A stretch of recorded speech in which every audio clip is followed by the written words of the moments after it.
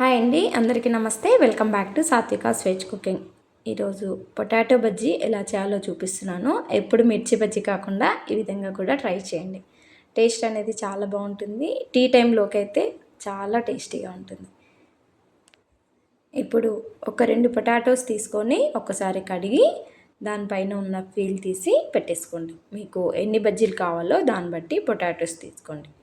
నేనైతే ఒక 20 అయితే అండి 2 పొటాటోస్కి వచ్చి ఒకదానికి మినిమం 10 అన్నా అవుతున్నాయి. ఇలా తీసుకొని పెట్టేసుకోవాలి. ఇప్పుడు మరొకసారి కడిగి ఇప్పుడు ఫీల్ చేసేసుకోండి. మనము పొటాటో చిప్స్ చేసేది ఉంటుంది కదా, అది తీసుకొని ఇలా వీడియోలో చూపిస్తున్నట్టుగా దీన్ని ఒకసారి ఇలా పెట్టి ఇలా చేస్తే మనకి సన్నగా వస్తున్నాయండి. ఈ విధంగా ఇలా చేసి పెట్టేసుకోవాలి. ఇప్పుడు వాటర్లో వేసి కడిగేయాలి. ఒకసారి కడిగి మళ్ళీ వాటర్ పోసి పెట్టేసుకోండి, ఎందుకంటే బ్లాక్ అవుతుంది అందుకని. ఇప్పుడు ఒక బౌల్ తీసుకొని శనగపిండి, 1 కప్పు శనగపిండి తీసుకున్నాను. మీరు బజ్జీలను బట్టి తీసుకోమని చెప్పాను కదా. దీనిలోకి కొంచెం సాల్టు, కొంచెం వంట సోడా, ఒక 1/2 టేబుల్ స్పూన్ కారం, కొంచెం ధనియాల పొడి, కొంచెం చిటికెడు పసుపు, కొంచెం వాము నసుముకొని వేసేసుకోవాలి. ఇది వాము అనేది కొంచెం ఈ విధంగా వేస్తే ఫ్లేవర్ కోసం. ఇలా వేసాక కొంచెం బియ్యపిండి కూడా యాడ్ చేశాను. బియ్యపిండి వేయడం వల్ల బజ్జీ అనేది క్రిస్పీగా వస్తుంది కొంచెం. ఇలా ఒకసారి కలిపాక దీనిలోకి కొంచెం కొంచెం వాటర్ వేసేసుకుంటూ పిండి కలిపేసుకోండి. మరీ లూజ్గా వద్దు, మరీ గట్టిగా వద్దండి. పొటాటోస్ కదా, ఈ విధంగా అయితే సరిపోతుంది. ఇలా వేసాక ఇలా వీడియోలో చూపిస్తున్నట్టుగా స్పూన్తో ఇలా జారినట్టుగా ఉండాలి. ఇప్పుడు దీనిలోకి పొటాటో చిప్స్ వేసాక డిప్ చేయాలండి. బాగా డిప్ చేసి ఆయిల్ బాగా హీట్ అయ్యాక వేయాలి.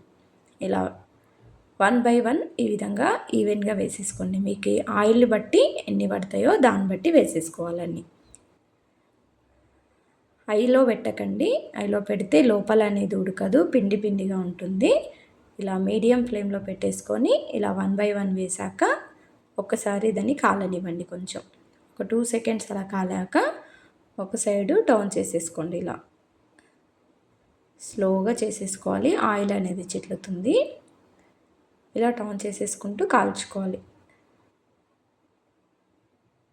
మీకు కావాలంటే దీంట్లోనే ఒక 3 పచ్చిమిర్చి వేసాను. ఇది ఆప్షనల్, వేసుకున్నా ఓకే, వేసుకోకపోయినా ఓకే.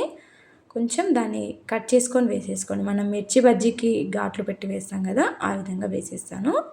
ఇలా వేసాక మళ్ళీ ఒకసారి ఇలా కలుపుతూ ఇప్పుడు మిర్చి తీసేయండి, లేదంటే మళ్ళీ బ్లాక్ అవుతుంది. ఇలా తీసాక ఇప్పుడు బజ్జీలను కూడా తీసి ఒక ప్లేట్లోకి సర్వ్ చేసేసుకోవడం.